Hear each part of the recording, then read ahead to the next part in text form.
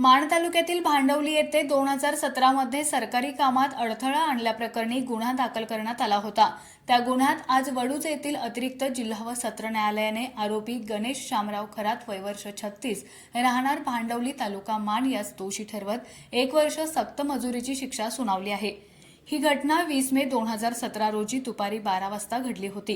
Dahiwadi police ठाण्यातील police Naik Sunil Raut हे तपासी अंमलदार police हवालदार खाडे यांच्यासोबत शासकीय कामासाठी भांडवली येथे गेले असता आरोपी गणेश खरात याने सार्वजनिक ठिकाणी अश्लील शिवीगाळ करत सरकारी कामात अडथळा निर्माण केला। समजावून सांगूनही त्याने फिर्यादीस कानफडीत मारल्यानं गुन्हा दाखल करण्यात आला होता। या प्रकरणाचा तपास पोलीस उपनिरीक्षक PN इंगळे यांनी पूर्ण करून न्यायालयात दोषारोपपत्र दाखल केले। सरकारी पक्षातर्फे जिल्हा सरकारी वकील ॲडव्होकेट वैभव काटकर यांनी काम पाहिले।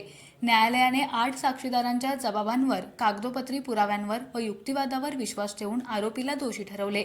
न्यायालयाने आरोपीस कलम 353 अन्वये 1 वर्ष सक्त मजुरी व 1000 रुपयांचा दंड अन्यथा 1 महिना साधी कैद तसेच कलम 323 अन्वये 3 महिने सक्त मजुरी अशी शिक्षा सुनावली। या प्रकरणात उपविभागीय पोलीस अधिकारी अश्विनी शेंडगे, सहाय्यक पोलीस निरीक्षक दत्तात्रय दराडे यांचे मार्गदर्शन लाभले।